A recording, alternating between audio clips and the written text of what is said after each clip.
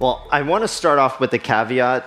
I am not meant to represent young people. I'm here merely to moderate this session. I think it was a cruel joke from our partners at FII to put me with some exceptional Gen Z next generation leaders whom are going to join us on stage very soon.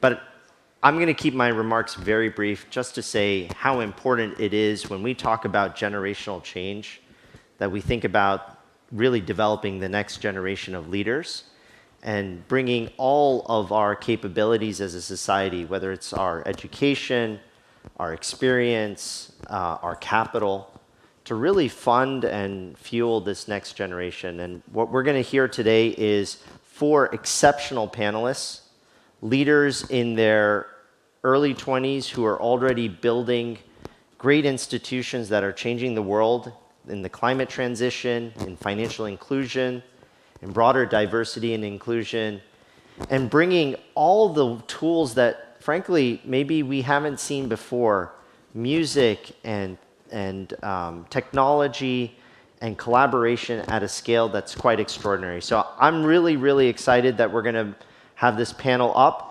We're going to start off with actually one of our panelists, A.Y. Young. He is a youth leader in the Sustainability Development Goals of the UN and founder of Project 17. We're going to start with a quick video from A.Y. Over to the video.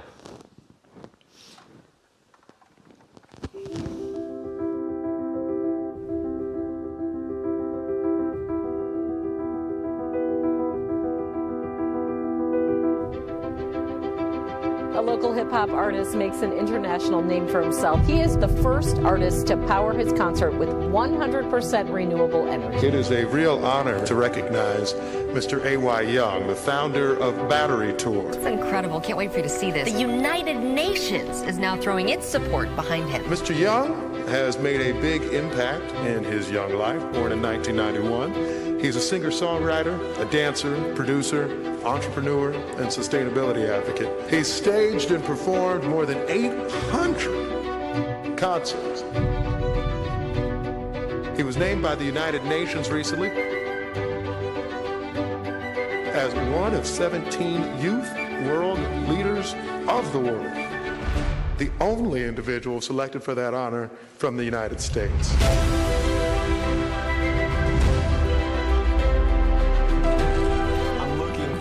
To stimulating this local economy further, bringing entrepreneurs together, bringing businesses together, bringing the world together so we can make some change. I'm here to listen. Don't ask me questions. Tell me what to do. Give me ideas.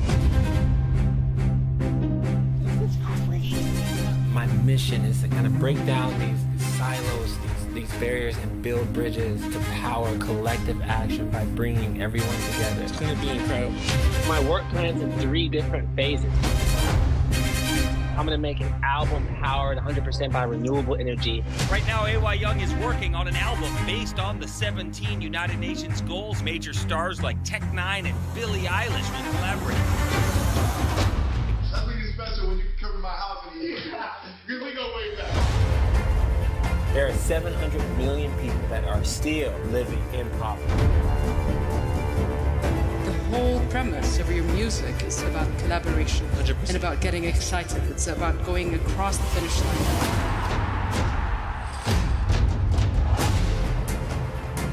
I don't think anyone can disagree that everyone needs to have access to energy, water, food. My belief is that everyone in the world, we're all these outlets for change.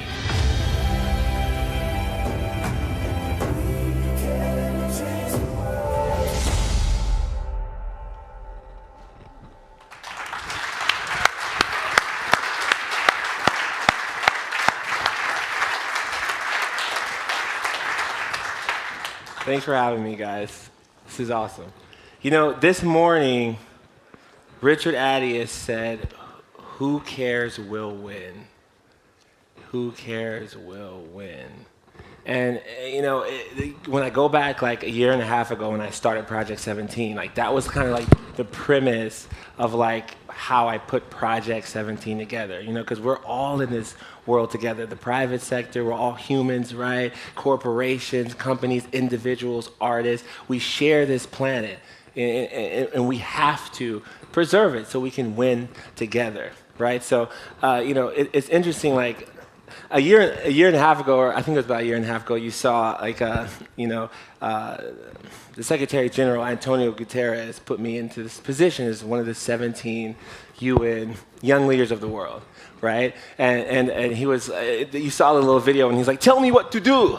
Tell me what I was like, "Yeah, bro, I'll tell you what to do." I think I had no idea, But I actually didn't know what the 17 goals were. These like 17 things that the UN need to do by 2030. I spent my whole life doing these renewable energy powered concerts, and then I built some technology because I found out 1 billion people don't have access to energy. So I was like, okay, I'll use my passion, what I love to do, to help get the world plugged in. And that's what you saw is like the last 10 years, me just getting the world access to energy, right? And I found out about these 17 goals, and I was like, oh shoot, this is everyone, right? This is all of us. Like, we need to achieve, like, everyone should have food.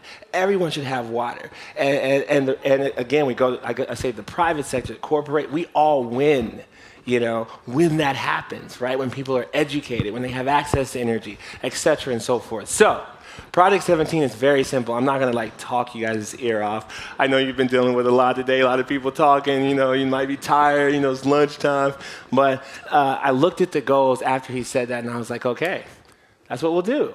We'll do one song for each goal, right? But each song with a major artist, plugged into the goal that they care about, what they're passionate about, right? It's not the fact that Billie Eilish has 10 million followers or whatever. Like when I sat down with Billie or Tech9, or when we're working with The Weeknd and his team or WFP, it's like, hey, what do you care about? Right? The Weeknd spent $1 million on donating for food. He wants to end world hunger. So that's where you plug in at, right? Be this outlet for change. I think everyone in the world, everything in the world is an outlet for change, right? Like, that's why I wear it on me. I think plugged into each other on the local level, on the community level, on the world level, we can power change. So that's what Project 17 is plugging in every facet of humanity, the private sector, corporations, artists, individuals, to power change. So one song for each goal, 17 songs, right, with 17 major artists, right? 17 or more, corporations plugged in to sponsor the goal, to share in the impact so we can win together. Because there's so many corporations that care about goal 11 or goal 2 or goal 7, right?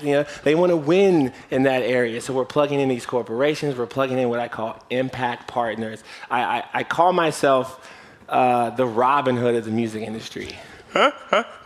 You know what I'm saying? Because the project is to give it away. A lot of people in the industry are saying what I'm doing is like We Are the World, like Michael Jackson's project, because the music's going to fund the impact. So we're plugging in like these 17 or more kind of impact partners or organizations that do the work, that get people food, that get people water.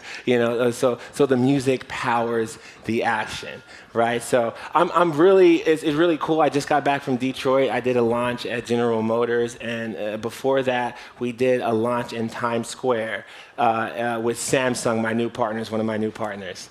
So I'm so blessed to be kicking this off and to be at FII here today to talk to you guys about how we can all win together and achieve these goals, right? So that's what Project 17 is. It's really here to bring the world together, to plug us all in, to get us connected, right? So as Richard said, we can all win together, yeah, right? So thank you guys so much. Hope you guys, great youth panel. We can save the planet, everybody. Excellent. Well, let's welcome our other panelists, Nazreen, Jansen, and Maximo. Come on up, guys.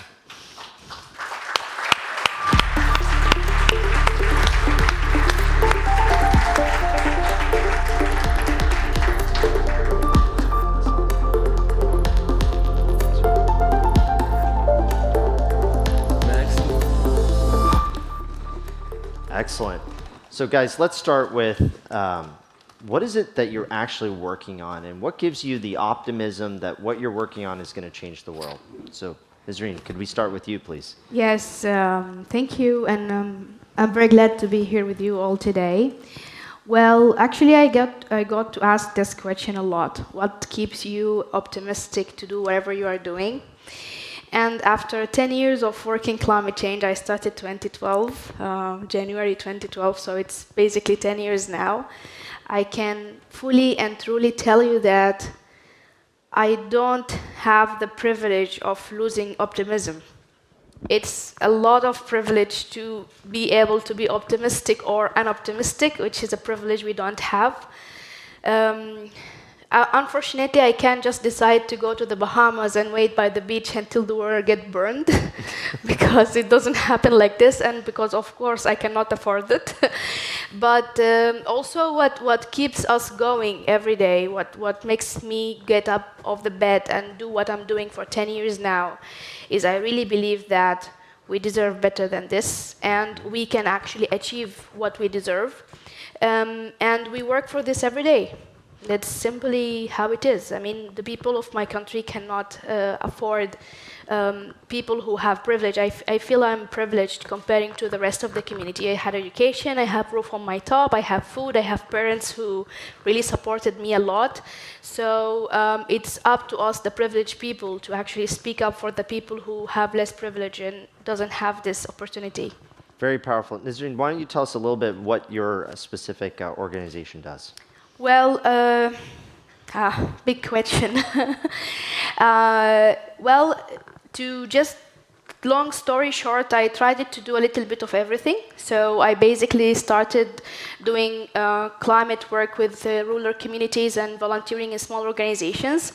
And then I moved to working with negotiators, because I discovered that unfortunately what's happening at COPs and in the negotiations really controls a lot of the outcomes of the world. So I started being negotiator first with the delegation of Sudan, then with the African group of negotiators.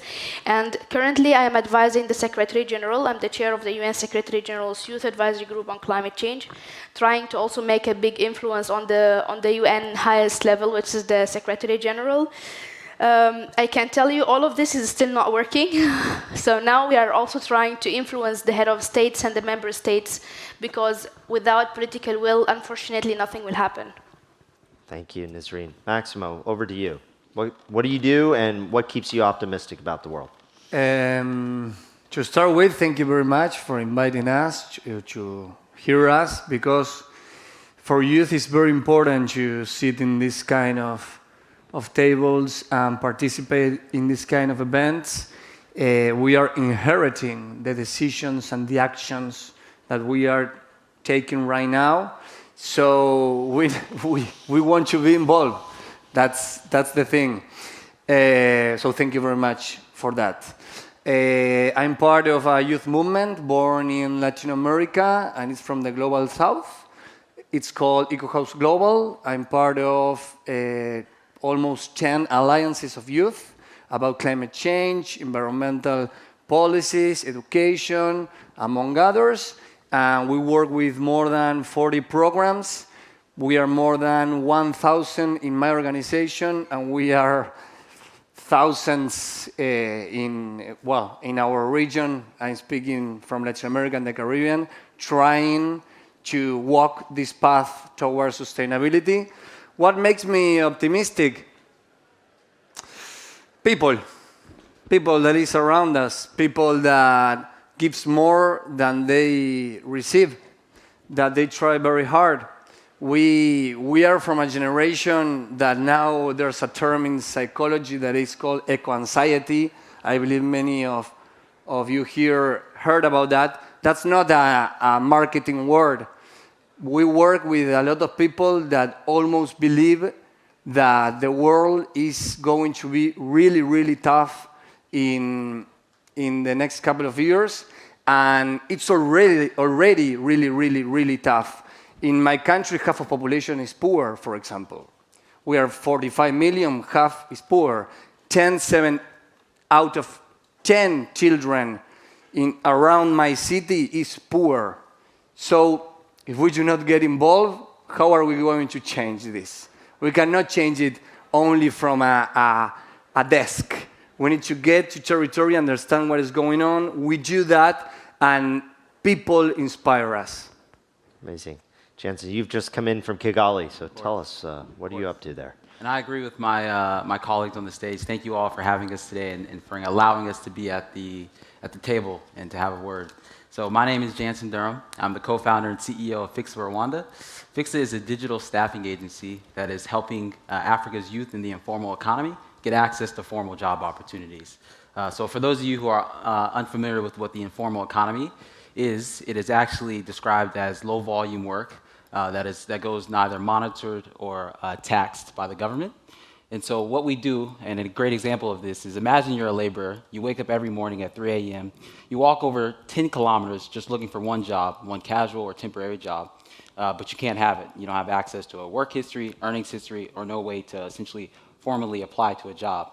And that's where Fixa comes in. We come in to essentially apply a solution to allow these youth in the informal economy to have access to these job opportunities and to provide them with stable jobs, as well as access to social protection, insurance, long-term saving schemes, and microloans. So, why I'm optimistic about the future going forward, because I'm sitting on stage with like-minded entrepreneurs like ourselves to catalyze change and to enact. But by 2050, 1 in 4 people in the world will be African, and over 300 million people will be employed in the informal sector. So we're hoping to essentially bridge this gap in this digital divide to basically be able to supply long-term jobs and stable opportunities for those all around the world.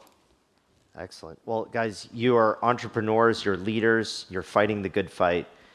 You have some of the most important stakeholders in the world here across the public and private sectors. So what do we need from them? AY, why don't you start off? What do we need from private sector, from the people in this room? People in this room. I'd say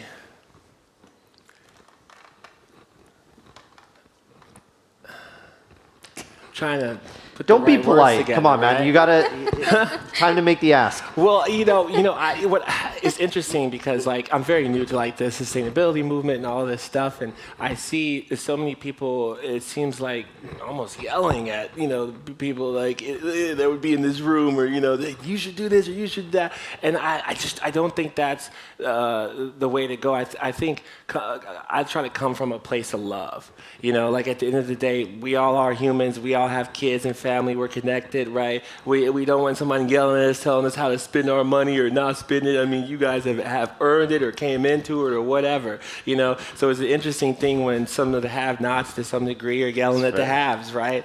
I think the important thing, and I like to use the goals as framework, and it's just when I look at the goals, it's can't we all agree, that everyone needs food or water, we need to be more sustainable, we need to take care of our ocean, we need to take care of these things, right? I mean, we can all agree, we probably should, everyone should have clean water. So I think with that thought, I say, well, what do we need from the people in the room? It's really the people in the room, not just talking.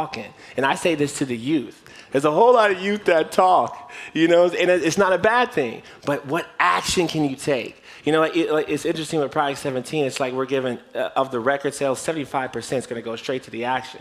And then 25% back for overhead, right? It's wake up the next day, someone has food. So to me, it's everyone in this room, if you're listening, right, what can I do? Well, take an action.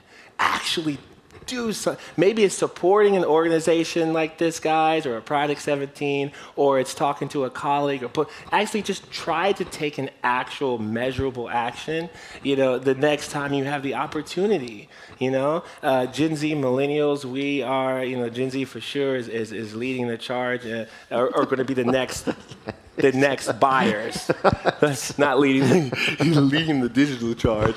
But, so we have there's a lot of voices. And so, I know that I try to empower Gen Z and their voice with my platform, and maybe you guys can too, I don't know. Spread love, guys. Nazreen, you're working very closely with the UN. What do you need from the private sector to help support what you're doing?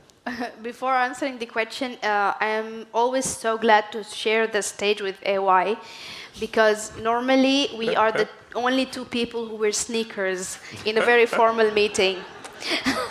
But I feel even more comfortable today because 2 more are willing That's right. in the panel. But also, I think what is very important is the summit today is about ESG. Yes, and the CEO earlier spoke about he didn't know anything about ESG and he had to Google it. Well, to be honest, I didn't know also until today, so I had to also Google it while we had the session. And then I discovered that ESG is simply environment, social, and governance. And I want to do like a small experiment. It might take a little bit long time, but I really need all of you to participate in this experiment with me. So we start with governance. If you are coming from a country that doesn't have a government in the first place, please raise your hand.